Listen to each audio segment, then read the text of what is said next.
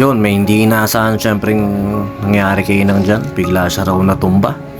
At ayun niya, nakita raw na nakahiga sa sahig. At ayun niya, sa mga pinatawag yung mga anak, sinundo na rin namin nila Ate Ria at Justin, si Tita Chacha. At saka yun, nakita ko yung binigay ko sa kanyang pusa dati.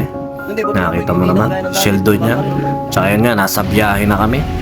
At kwentuhan lang syempre. At ang plano niyang uwi sa Uebe, bali isang linggo lang siya dyan kay Inang. At ayun nga, nagkasama-sama kami dyan syempre. Na kompleto yung mga anak, nagkainan na rin. Tsaka nagpapahinga-pahinga ang Inang. Medyo nabugbog kasi yung kaliwang bahagi ng katawan niya dyan. Kaya yun. At ayun nga, kumbaga pinare-recover namin dahil nga parang na mild stroke. Pero sabi niya naman, meron naman daw siya nararamdaman.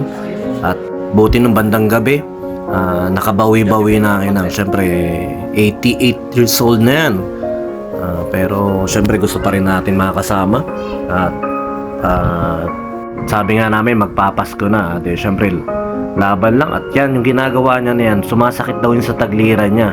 Kaya ginaganyan niya yan, pinaalis niya. Hindi niya naman alam na siyempre binibidyo ako.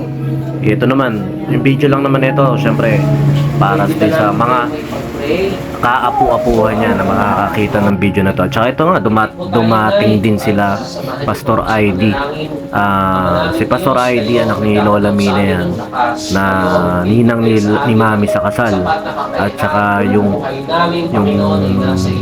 nanay ng ninang ni Mami sa kasal, lola naman ni Inang at ni Tatang sa kasal, sila Lola Sol. Kaya halos close din kami dyan sa family nila Pastor ID, ng mga bata-bata kami kasama na. Siyempre sila Lola Eugene, yan, kasal sila Lola Sol. Ayun yan, mga bata kami tuwing Pasko.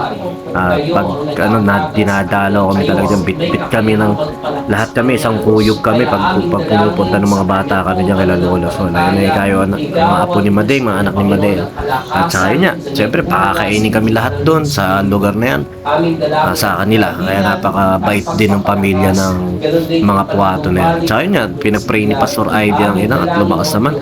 At ang Inang pa ang nagalok ng merienda kila Pastor ID na sabi, hindi nyo muna pa-merienda yan. Siyempre gusto pa rin lumakas ni Inang. Malinaw na malinaw ang diwa niyan. Talagang nung bandang umaga, siyempre kami, tawag doon, medyo nabahala dahil nga parang nawala na malay o parang may iniindang ang sakit. Pero ayun nga, nung bandang gabi, malinaw na magsalita, kahit paano nakakain na. At naging thankful din kami dahil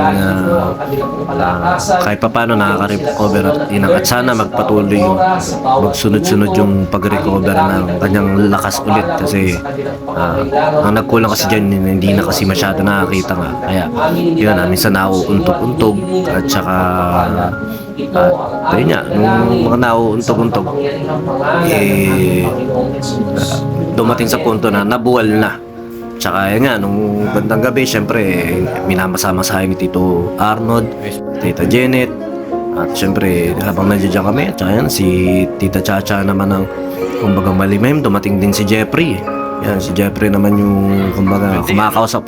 Lahat kami rin magkakapatid, mga magpipinsan, halos mga nagsidatigan dyan. Dahil syempre nung nalaman namin ng Inang na nagkaganyan, gusto rin namin na magbigay lakas na Inang, dito kami, mga apo mo na yun, magalapit na Pasko, tsaka marami kang aginaldo sa darating na Pasko.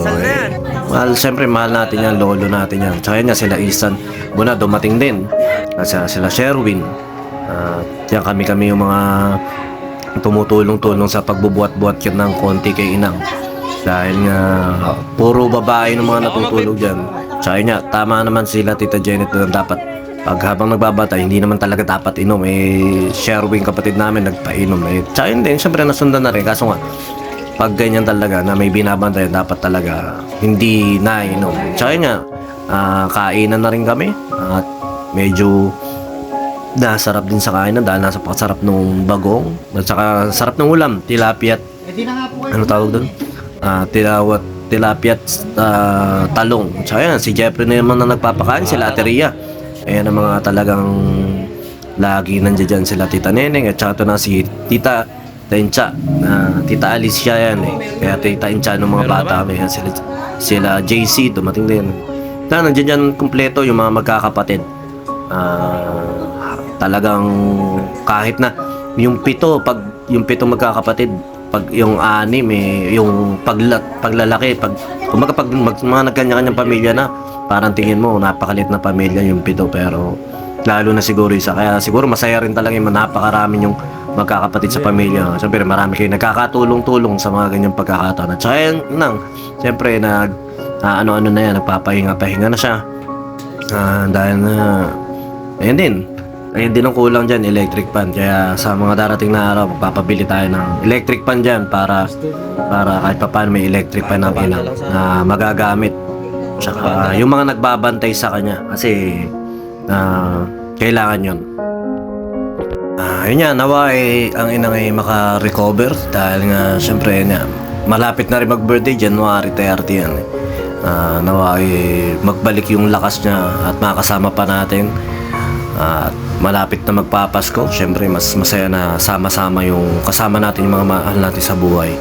Tsaka yun, yung video nito syempre ginawa ko, dinodocument ko kasi nga gusto ko makita ng mga kaapu-apuhan ni Inang na balang araw, sino ba si Inang Pasing, ano ba ganyan.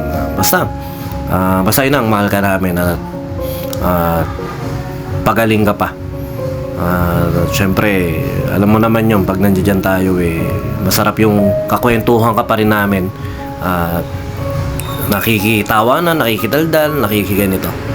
Ngayon lang, basta sa mga anak din, siyempre, sa mga pininsan, talagang tsaga-tsaga muna tayo sa ngayon na pagbabantay kay Inang.